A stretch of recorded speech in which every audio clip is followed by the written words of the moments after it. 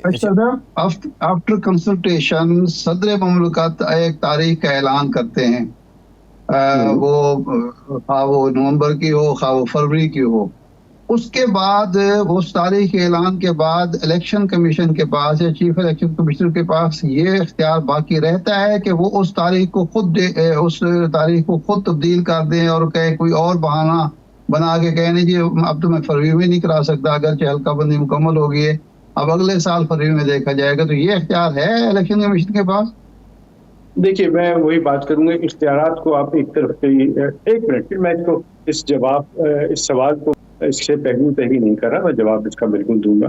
लेकिन मैं आपसे एक ऐसी चीज आपके सामने रख रहा हूँ कि जमीन जो भी इख्तियारात होते हैं और इख्तियार को इस्तेमाल करना होता है, उसको 5 मोटी मोटी सी बातें। एक तो ये कि वो इन्फॉर्म्ड फैसले होने चाहिए, यानी जमीनी हक़ाइक़ के मुताबिक होने चाहिए। नंबर 2, वो स्ट्रक्चर्ड होने चाहिए, यानी उसके अंदर एक बाकायदा हो कि किन चीज़ों की बुनियाद पे ये फैसले किए जा रहे हैं, उसके क्या मज़मरांगे, उसकी पॉजिटिव्स क्या हैं, उसके नेगेटिव्स क्या हैं।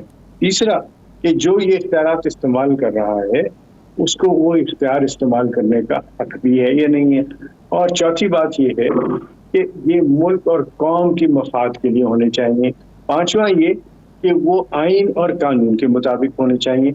और सब चीज़ों का एक ही ऑब्जेक्टिव है, और वो ऑब्जेक्टिव है मुल्क और कौम की तरक्की, मुल्क और कौम में इस्तेहकाम, हम आहंगी, टॉलरेंस, और इसके अंदर जो बहुत बड़ा एलिमेंट है वो है शफाफियत का। सही है। अच्छा अशतर साहब, एक मामला और है, तोशा खाना पे भी हम बात करेंगे, लेकिन जो चेयरमैन पीटीआई हैं उन्होंने सुप्रीम कोर्ट में एक दरख्वास्त दी है और कहा कि उन्हें इस्लामाबाद हाई कोर्ट पे एतमाद नहीं है, लिहाजा उनके केसेस जो पेशावर हाई कोर्ट या लाहौर हाई कोर्ट मुंतकिल किए जाएं। तो क्या आइन और कानून में ये अनोखा लाडला अप्रोच है?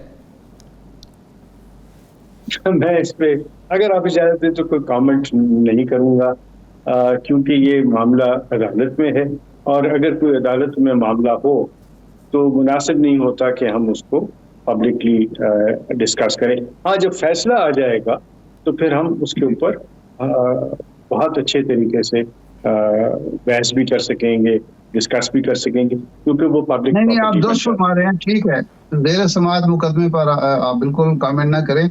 ये फरमाए इन जनरल तो ये बात हो सकती है ना कि क्या किसी मुल्जिम को किसी जज पर या किसी कोर्ट पर एतराज करने का हक हासिल है? एक है जज पर करना, एक ओवरऑल कोर्ट पर कर दिया जाए, हाई कोर्ट हो या सुप्रीम कोर्ट हो, तो क्या इसकी कानून में कोई गुंजाइश है? जी है। वो इसलिए है कि सपोजिंग एक साहब हैं, वो हाई कोर्ट के जज हैं और उनका मुकदमा है, और तो दूसरा फरीक कह सकता है कि जी वो सिटिंग जज हैं हाई कोर्ट के, तो बराए मेहरबानी इस मुकदमे को हाई कोर्ट जो है वो कोई और हाई कोर्ट सुन ले। तो ये इस तरह हो सकता है, लेकिन ये बहुत रेयर होता है। इसलिए रेयर होता है क्योंकि ये इसका एक पहलू है नो कॉन्फिडेंस का, और सुप्रीम कोर्ट कह चुका है एक बार नहीं कई बार कि ये बायस वाली बात या ये सब चीजें जो हैं ये सारी की सारी डिपेंड करती हैं उस जज की अपनी सवाबदीद के ऊपर, और दूसरा कोर्ट को इस पे इंटरफेयर नहीं करेगा। ये एक जूरिस्प्रूडेंस डेवलप होती जा रही है। जाती तौर पर मैं समझता हूँ कि अगर किसी जज के ऊपर कोई भी शख्स ये कहे कि जी मुझे आप पे एतबार नहीं है, तो जज को उसको इंसिस्ट नहीं करना चाहिए कि मैं वो केस सुनूं। ठीक है। ये तो एक बड़ी मेरा ख्याल है बुनियादी सी बात है। जी ठीक, बहुत शुक्रिया। एक तो आप जज की बात कर रहे हैं ना, एक है कोर्ट, यानी एक हाई कोर्ट से दूसरी हाई कोर्ट को शिफ्ट करना या रिक्वेस्ट करना। ये एक बहुत ही ज्यादा, मैंने आपको जो मिसाल दी वो एक एक्सट्रीम मिसाल थी जो डायरेक्टली थी कि हाई कोर्ट का एक जज का मामला है, जाती मामला है, और उस हाई कोर्ट में सुना जा रहा है, तो वो तो मुझे समझ आती है। लेकिन एक मुजरिम का ये कहना कि मेरी अपील किसी और कोर्ट में सुनी जाए, मेरी मर्जी का कोर्ट, ये पहले भी आप देखें कि हो चुका है यहाँ तक कि जो दरख्वास्त दी गई कि जी फुल कोर्ट इसको सुन ले, वो भी टर्न डाउन कर ली गई। क्यों टर्न डाउन कर दी गई थी?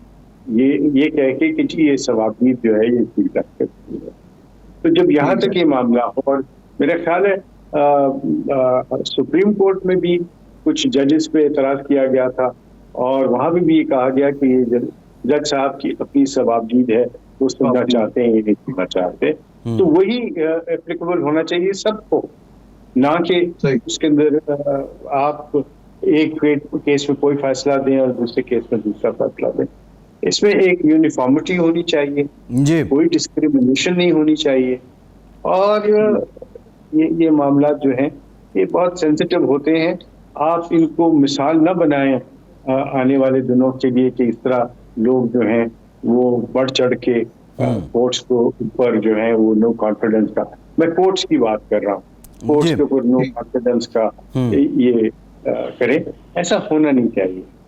जी ठीक, बहुत शुक्रिया। लेकिन मैं एक बात दुखी दिल से कहूंगा कि मैं देख रहा हूँ कि हमारे तमाम के तमाम मामलात जो हैं वो कुछ इन्हितात की तरफ जा रहे हैं, कुछ डिक्लाइन की तरफ जा रहे हैं, और जो इक़दार हैं और जो गुड बिहेवियर की बातें हैं वो शायद हम खोते जा रहे हैं। टाइम आ गया है कि हम अपनी इंट्रोस्पेक्शन करें, अपने आप को देखें, खुद अपने से सवाल करें कि हम किस नहज पे चल रहे हैं, और मिसाल बने दूसरों के लिए कि इस तरह की बातें जो है वो कोई और ना करे।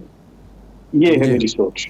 तो जब यहाँ तक ये मामला हो, और मेरा ख्याल है सुप्रीम कोर्ट में भी कुछ जजेस पे एतराज़ किया गया था, और वहाँ भी ये कहा गया कि ये जज साहब की अपनी सवाबदीद है, वो सुनना चाहते हैं, ये नहीं सुनना चाहते। तो वही एप्लीकेबल होना चाहिए सबको, ना कि उसके अंदर आप एक केस में कोई फैसला दें और दूसरे केस में दूसरा फैसला दें। इसमें एक यूनिफॉर्मिटी होनी चाहिए जी, कोई डिस्क्रिमिनेशन नहीं होनी चाहिए। और ये मामला जो है ये बहुत सेंसिटिव होते हैं।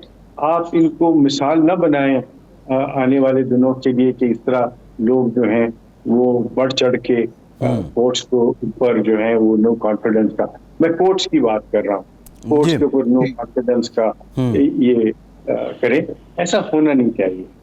जी ठीक, बहुत शुक्रिया। लेकिन मैं एक बात दुखी दिल से कहूंगा कि मैं देख रहा हूँ कि हमारे तमाम के तमाम मामलात जो हैं वो कुछ इन्हितात की तरफ जा रहे हैं, कुछ डिक्लाइन की तरफ जा रहे हैं, और जो इक़दार हैं और जो गुड बिहेवियर की बातें हैं वो शायद हम खोते जा रहे हैं। टाइम आ गया है कि हम अपनी इंट्रोस्पेक्शन करें, अपने आप को देखें, खुद अपने से सवाल करें कि हम किस नहज पे चल रहे हैं, और मिसाल बने दूसरों के लिए कि इस तरह की बातें जो है वो कोई और ना करे। ये है मेरी सोच।